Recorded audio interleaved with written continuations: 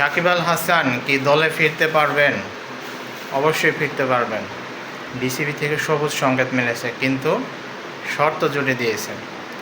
2 দিন আগে বাংলাদেশ এবং নিউজিল্যান্ডের বিপক্ষে 3 ম্যাচ সিরিজের ওয়ানডে সিরিজ এবং 3 ম্যাচ সিরিজের টি-20 সিরিজের জন্য প্রথম 2টি ওয়ানডের দল ঘোষণা করা হয়েছে।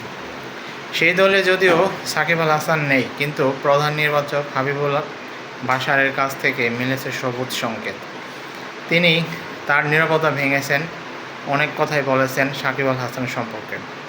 তিনি বলেছেন সাকিব আল হাসান এখন ওখানে আছে, যে অবস্থায় আছে, সেখানে পর্যাপ্ত ম্যাচ খেলার সময় নেই বা পর্যাপ্ত ম্যাচ খেলার সুযোগ নেই, তার প্র্যাকটিসের সুযোগ নেই, তার ফিটনেস এখন কোন অবস্থায় আছে, এগুলো সবার দেখতে হবে।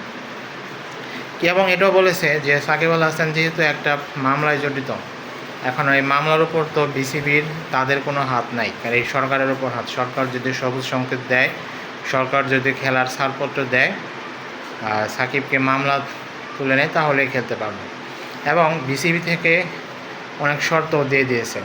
তারা বলেছে যে সাকিব যদি ফিট থাকে, সাকিব যদি সুস্থ থাকে এবং খেলার মতো অবস্থায় থাকে, তাহলে অবশ্যই সাকিব আল হাসান বাংলাদেশ দলে খেলবে। তবে সাকিব আল হাসানের কথা বাংলাদেশ ক্রিকেট বোর্ডের বা নির্বাচকদের মাথায় আছে, কারণ সাকিব আল হাসান যদি বিশ্বকাপে খেলে তাহলে কিন্তু বাংলাদেশ দলের জন্য অনেক প্লাস পয়েন্ট।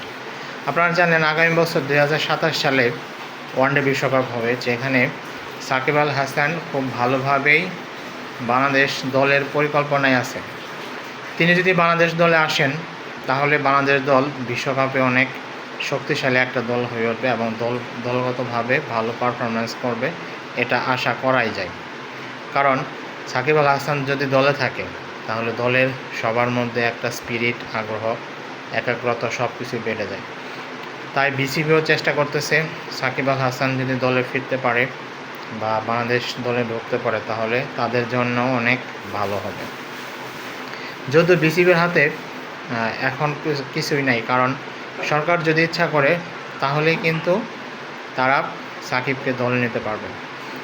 বিসিবি থেকে বলা হয়েছে সাকিবকে ট্রেনিং করতে, তার ফিটনেস ঠিক রাখতে, ম্যাচ প্র্যাকটিস করতে, যেহেতু তিনি অনেক দিন ধরে খেলার বাইরে আছে, আর যেখানে আছে সেখানে খেলার পর্যাপ্ত সুযোগ নেই। আর মামলাটা যদি সরা হয়ে যায়, সরকারের পক্ষ থেকে কোনো ব্যবস্থা করে নেয়, তাহলে আশা করাই যায় সাকিব আল হাসান হয়তো সামনের কোনো সিরিজে দলে ফিরবেন এবং বাংলাদেশের বিশ্বকাপ পরিকল্পনায় ভালোভাবেই থাকেন। এখন দেখা যাক কি হয়।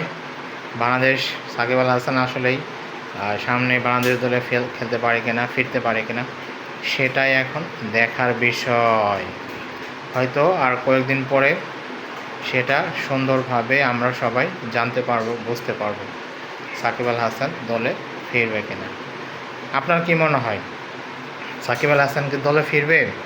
আর সাকিব আল হাসান কি দলে নেওয়া উচিত বিশ্বকাপের কথা চিন্তা করে? সেটা আপনারা আমাদের কমেন্ট বক্সে লিখে জানিয়ে দিতে পারেন এবং আপনার মূল্যবান মতামত প্রকাশ করতে পারেন। আপনারা কি চান, সাকিব আল হাসানকে দলে চান নাকি সাকিব আল হাসানকে দলে চান না? এই বিষয়ে আপনারা আপনাদের মতামত জানাতে পারেন এবং যে কোনো মতামত দিতে পারেন। ধন্যবাদ সবাইকে।